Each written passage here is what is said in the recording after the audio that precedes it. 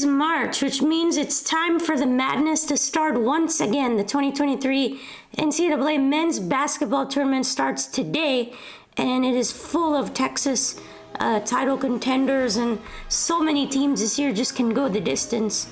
The Final Four is going to be held during the first few days of April, but the first four already started and finished. 68 teams are battling it out, and now it's down to 64, with the first round starting today, this morning, and the second round this upcoming weekend, and the Sweet 16 on March 23rd and 24th, and the Elite 8 on the 25th and 26th. It's going to be a fun-filled March with tons of college basketball hoops to look out for. And then the Final Four and Championship on April 1st and April 3rd. It's going to be a lot of fun, and let's break down the number one seeds in this tournament. Number one is Alabama, the number one overall seed, the Crimson Tide. They have been the best team in the country. They beat Houston in Houston. They won the SEC, and they beat up Texas A&M in the SEC championship game.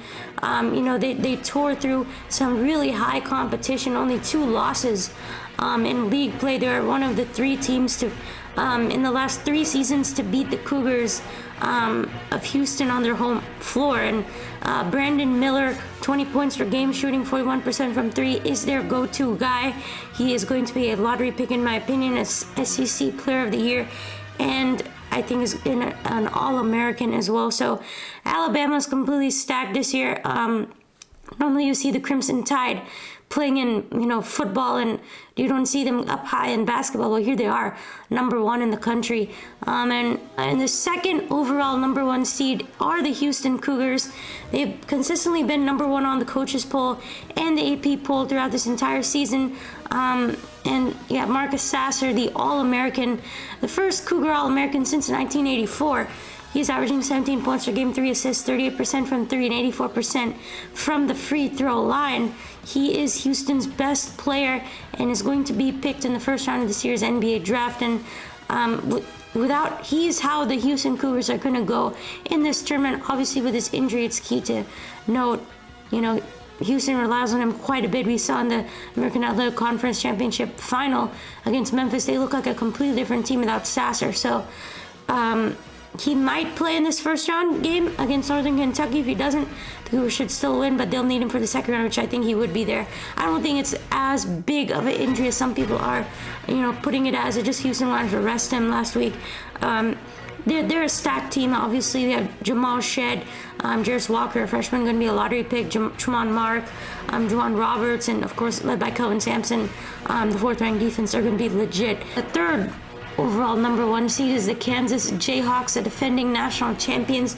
They didn't win the Big 12 this year. They had 10 quad 1 wins with the toughest schedule in college basketball, which is why people wanted them ahead of Houston. But Houston was just more consistent. They didn't have huge losses the way Kansas did, especially 2 to Texas. So Houston didn't lose that big throughout the regular season, and they had more combined quad 1 and quad 2 wins compared to Kansas.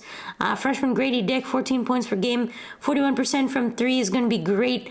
Kevin McCullough Jr., he hit the stride down the stretch, 60% of his shots from inside the 3-point range, for over a month. And the Jayhawks, they've been 6th in defensive efficiency over the past month or so, and they have the best resume. They beat Duke, Texas, Baylor, Indiana, Kansas State, and Kentucky. You're talking about number 2 seed, 3 seed, 4 seed, 5 seed, and a 6 seed that they all beat. And the problem is they haven't been shooting really good. Only shot 31% from 3 in the last 9 games. But there's Kansas, obviously going to be looking to make it back to where they were last year. And the 4th overall number 1 seed is the Purdue Boilermakers, 29-5 this season. They won the Big Ten. They are the 4th number 1 seed, and they lost to Maryland badly, Northwestern, Indiana both times, and Rutgers. So they haven't been too great. They've won 4 out of their last 8 games heading into the Big Ten tournament, and they had most of their great play was in November and December. Purdue committed a lot of turnovers on their possession. They just made 32% of their threes. But let's talk about the big players on those teams. We already talked about Brandon Miller, one of the top recruits for Alabama. as a freshman. And, Zach Edey for Purdue is 7'4" from Toronto, Canada. He's averaging 22 points per game, 13 rebounds, and 74% from the free throw line as a junior. He has been incredible for this Purdue team that loves to attack the paint. And we already talked about senior Marcus Sasser for UH. Numerous amount of first teams for him. And also want to talk about here Jalen Wilson for Kansas. He's been really good for them as a junior, 20 points per game, 8 rebounds, 2 assists. And also keep a note about Bill Self, the head coach for the Kansas Jayhawks. He's been resting and hasn't been, in coaching them yet. Had some condition going on. So, we'll see if he's going to be able to coach in this tournament. That's going to be interesting to see and watch because Kansas just, they haven't, I would say, they obviously need him and they haven't looked the same without him. So we'll see. And, we're even breaking down the regions here. Personally, to me, the Midwest region is by far the most interesting, and I'm definitely going to be keeping an eye on this region. You got 3 high-quality Texas teams, with, UT, the Longhorns at number 2 with 26-8 record. They won the Big 12 this year, beating Kansas by 20 and 16 in the championship game. So Texas is for real this year, and they're going to be posing a big threat to Houston, potentially. Rodney Terry has done great as an interim head coach for the team, and a new concern for the Longhorns is Timmy Allen, who's 11 points per game and 6 rebounds. He suffered a leg injury, but Marcus Carr and company, they connected on 37% of their 3-point attempts, in the past 4 weeks. So they're going to be a legit threat, especially when you might have a Texas versus Houston Elite 8 matchup with Houston at number 1, who we just broke down. Number 7, Texas A&M, I think is quite interesting. 25-9, they made the final of the SEC tournament. They got destroyed by Alabama, which happened to a lot of teams this year, but I think they're much better than you think. Then number 7, especially for the Aggies, their best free throw shooting team in the country at 78% in the conference, and Wade Taylor, the 4th, 16 points per game, 37% from 3. He's been great for them. I mean, they could face Houston in the Elite 8, but the really one that I'm really excited about is the Texas versus Texas A&M matchup in the second round, which is crazy. It's going to be really, really good, assuming that there are no upsets. And the number 3 seed in this bracket is Xavier, 25-9. They lost in the final of the Big East, and they're a really good shooting team, almost 40% from 3 as a team. 6-year guard, Sully Boehm, 17 points per game and 5 assists, a shot 42% from 3. And Colby Jones, 15 points per game, 5 assists, and he's also shooting 40% from 3. He's one of the 5 players on the roster averaging double figures. So they have a lot of guys, they put up team performances and they can all shoot pretty much. And Zach Freemantle, 15 points per game, 8 rebounds. He's already missed 9 games, and he's not going to be returning for Xavier. So we'll see, but the good news is that the team finished 6-3 in those games that he missed, so the Musketeers are pretty comfortable at this point. And Indiana at number 4, the Hoosiers, 22-11, they finished 2nd in the Big Ten. They did lose in the semis, but they're a team that I think could upset Houston and go quite far as a number 4. Tracy Davis-Jackson, 21 points per game, 11 rebounds, and 3 blocks is going to be is the key player for them. So it's going to be interesting to see what they do. And number 8 versus number 9 is obviously really good. Iowa and Auburn, that's going to be a really good game. People looking forward to that. The way Houston looked without Sasser, they're going to be playing the winner of Iowa versus Auburn. So could be some upsets on the horizon here. And number 5, Miami, the U. They're a team at 5 that people can think can go far. The Hurricanes finished 8-1 in their last 9 prior to their ACC tournament. Isaiah Wong, 16 points per game. He won the ACC Player of the Year. You have Jordan Miller, Norchad Omier. They're all named to all ACC second and third teams. And Omier, he suffered an injury. So injuries are obviously very unfortunate. If he's healthy, the Hurricanes are dangerous.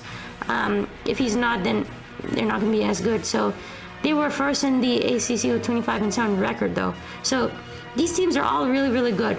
In the South, you have a couple of teams here, but I think seems like a potentially simple region for me. Alabama, who's going to be facing A&M Corpus Christi.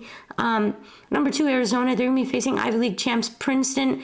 Arizona, they won the Pac-12 over UCLA, 28-6, coming in, shoot well from 3. 6'11" star as well as Tubelis, 20 points per game, 9 rebounds on the floor. They don't have too great of a defense, but they're going to be threats once again for the Wildcats. And number 4, Virginia, the Cavaliers. They were the champs in 2019.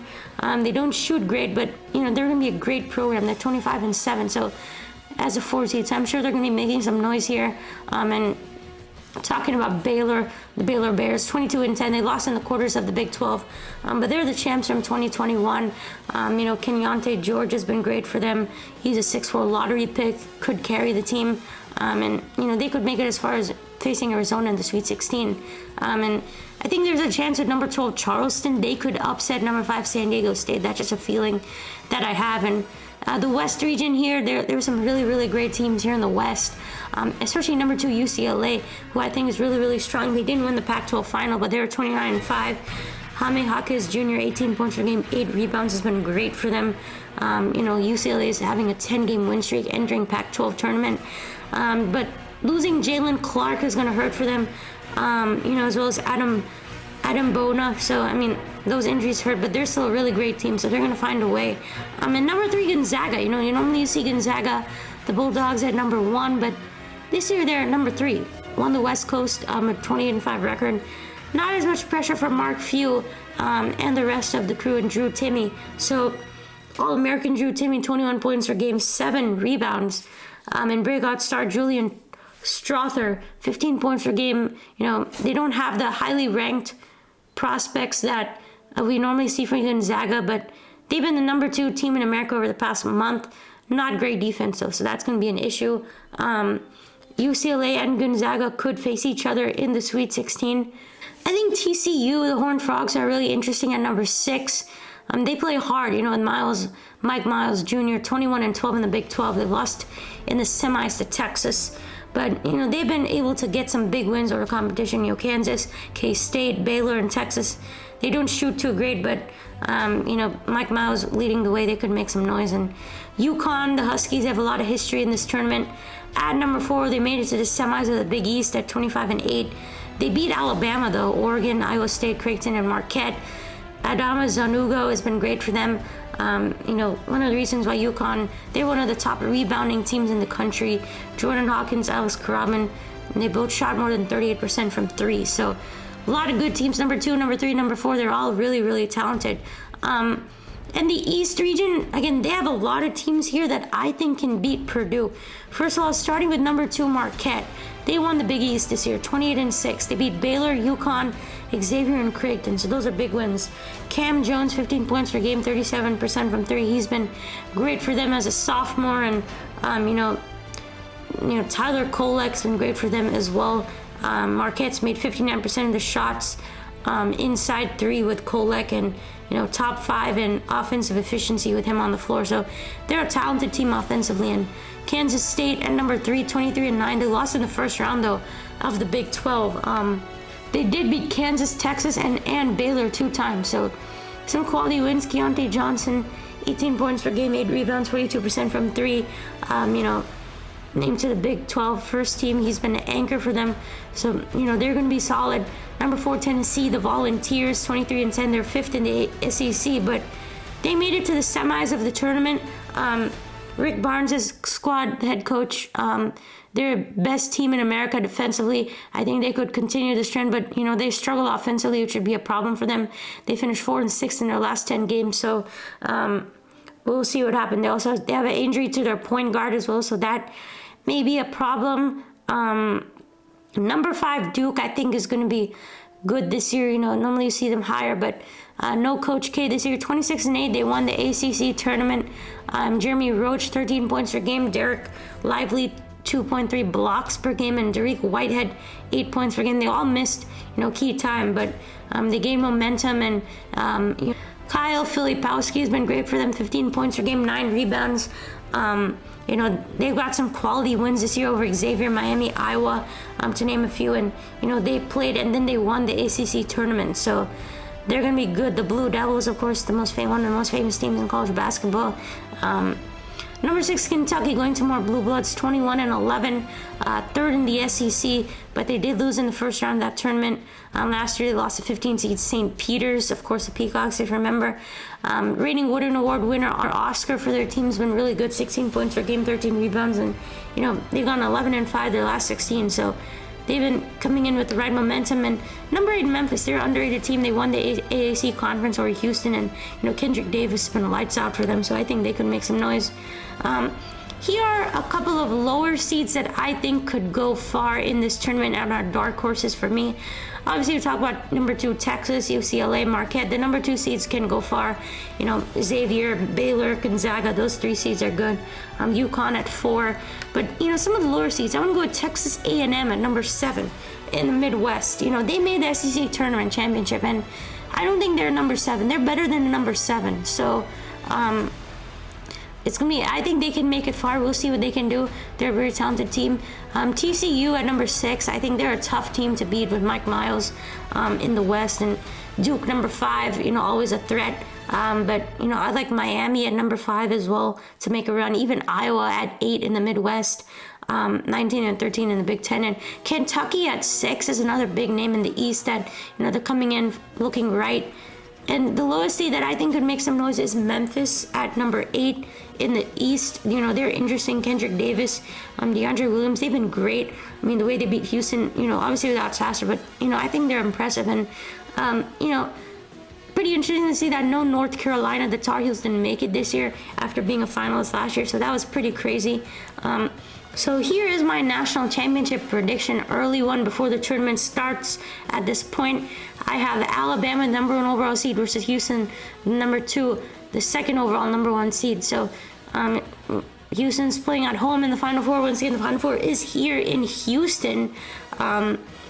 Last time it was quite impressive. You had Villanova versus North Carolina. That game was insane. You had Villanova win on a buzzer beater for the championship, and Houston, I have them going all the way in this tournament, winning it at home, which is quite special for their team, because their team's looking for their first national championship, and they have a lot of history.